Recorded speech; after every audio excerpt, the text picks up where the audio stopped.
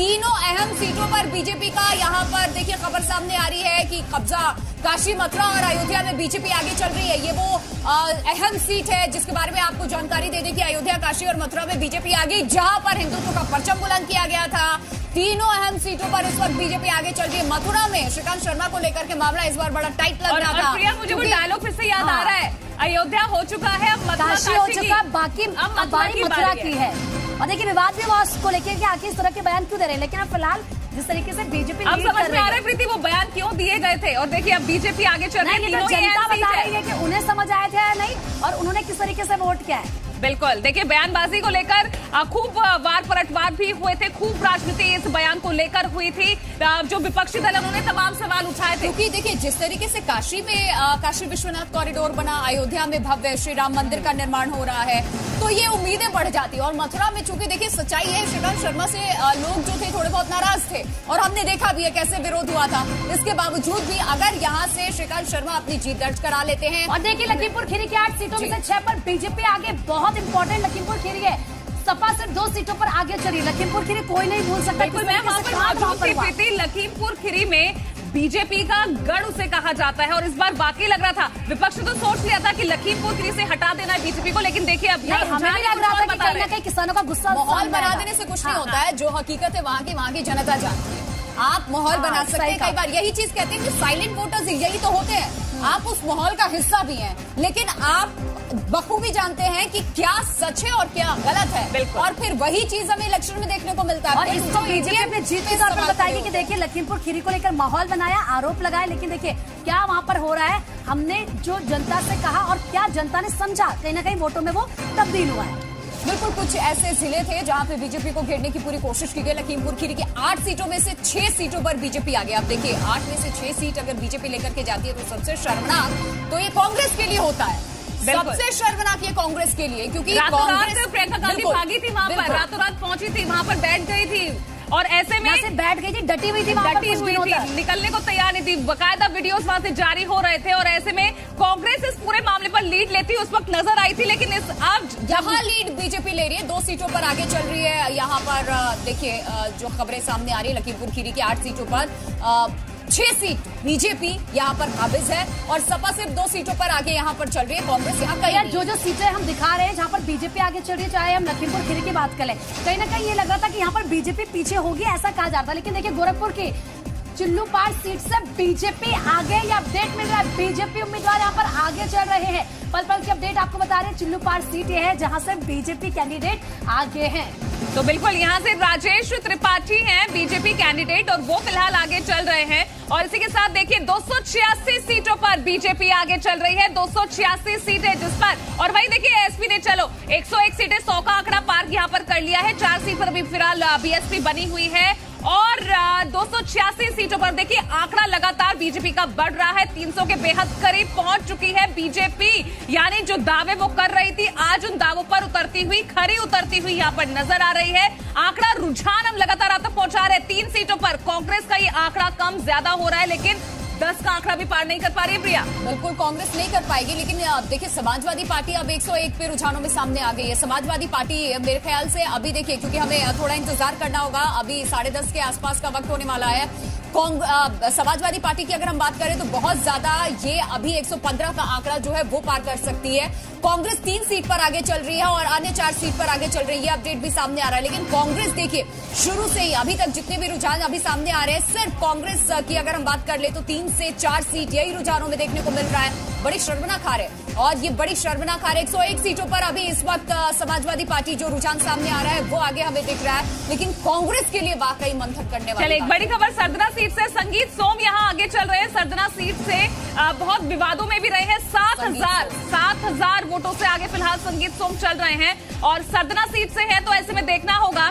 तो यहाँ पर देखिए रुझान हम लगातार आपको बता रहे हैं। नतीज बांसगांव सीट पर भी आ गया है मामला है बीजेपी के विमलेश पासवान, वो यहाँ से आगे चल रहे हैं। प्रीति, पहले राउंड में पासवान को मिले हैं 2,856 वोट उनको मिले हैं। दूसरे नंबर पर एसपी के जो संजय कुमार है वो ज्यादा अंतर दरअसल यहाँ पर पर नहीं नजर आ रहा है फिलहाल।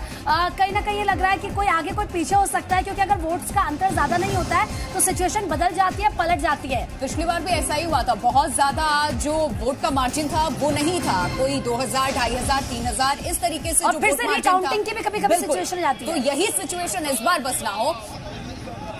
और ये देखिए बीजेपी दफ्तर की ये तस्वीरें इस वक्त हम आपको दिखा रहे हैं, ये किस सेलिब्रेशन की तस्वीरें कर रहे हैं, अभी से शुरू हो गया है, हर कोई खुश नजर आ रहा है। रुझानों पे ही नतीजे देखिए, अभी रुझान जो है नतीजों में तब्दील होंगे, लेकिन रुझान जिस तरीके से प्रचंड बहुमत की ओर दिखाते बीजेपी को नजर आ रहे हैं, वो इस वक्त तस्वीरें आनी शुरू हो गई है कि कैसे सेलिब्रेशन भी शुरू हो गया है। आज होली दिवाली सब मना लेंगे मुझे लग रहा है। लेकिन मुझे लगता है दिल्ली भूलना नहीं चाहिए। दिल्ली में भी रुझान जो सामने आ रहे थे, नतीजा बिल्कुल उसके विपरीत रहा था, और यहाँ बीजेपी दफ्तर पे सेलिब्रेशन भी शुरू हुआ, उसके बाद फिर क्या हुआ था वो सबने देखा। इसीलिए मुझे लगता है इसीलिए अभी इन्होंने पटाखे जलाने शुरू नहीं किए। अच्छा, तभी सुबह सन्नाटा भी था, उतनी ज्यादा चहल पहल नहीं दिख रही थी जितना समाजवादी। क्योंकि अब यही होता है कि 12 बजे तक, क्योंकि रुझान नतीजों में तब्दील होने शुरू हो जाते हैं, क्योंकि उसके बाद शुरू हो कि 2-3 स्टेट हमने ऐसे देख लिए। मुख्यमंत्री का भी तो थोड़ा परसेप्शन ऐसे ही रहता है ना कि अभी शांत रहिए, अभी तो तूफान आना बाकी है, तो हो सकता था वो तूफान के आने से पहले की शांति हो। 403 सीटें हैं तो काउंटिंग में लंबा वक्त लगेगा, अभी तो रुझान सामने आ रहे हैं, वो भी अभी पूरे ये रुझान 403 सीटों के भी तो आए, लेकिन 286 और 101 अगर अभी तक के हम रुझानों को देखें तो बहुत बड़ा डिफरेंस है। और देखिए कि मार्जिन बढ़ रहा है, फासला बढ़ रहा है। सबसे बड़ी बात है कि एक तो ये मार्जिन बढ़ रहा है, लेकिन समाजवादी पार्टी अभी जैसे नतीजे सामने आएंगे, और खास करके पश्चिमी उत्तर प्रदेश की बात कर ले, और जाटलैंड की जो हम बात करते हैं, यादव लैंड की जो हम बात करते हैं, बड़ी खबर मिल रही है जौनपुर की सदर सीट से सपा उम्मीदवार फिलहाल आगे चल रहे हैं। ये अपडेट मिल रहा है, बीजेपी के गिरीश रावत पीछे चल रहे हैं, यहाँ पर करिश्मा नजर नहीं आ रहा है बीजेपी। बिल्कुल, जौनपुर में इस बार कुछ इस तरीके के समीकरण बनते नजर आए थे। असदुद्दीन ओवैसी ने भी हालांकि सेंधमारी करने की कोशिश की थी, पूरा एकदम जो मुस्लिम वोट बैंक वहां पे अच्छा खासा है उसको अपने पाले में करने की कोशिश की, क्योंकि आपने असदुद्दीन ओवैसी का नाम लिया और हम तो उन्हें भूल ही गए थे।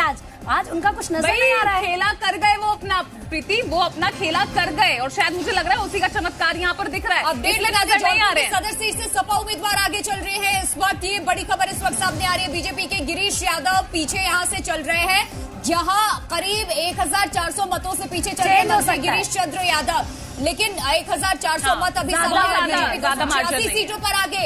ये रुझान इस वक्त सामने, समाजवादी पार्टी 101 सीटों पर आगे, बीजेपी 286 पे। समाजवादी पार्टी 90 और 101 या 102 वो ऐसी, वो ज्यादा इससे क्रॉस नहीं कर पा रही। जबकि बीजेपी की हम बात करें, जो आंकड़े बदल रहे हैं, जो तेजी के साथ आगे बढ़ रहे हैं, वो बीजेपी का ही आंकड़ा है। 286 आंकड़ा हो चुका है। देखिए 398 अभी तक सीटें जिन पर रुझान सामने आया है।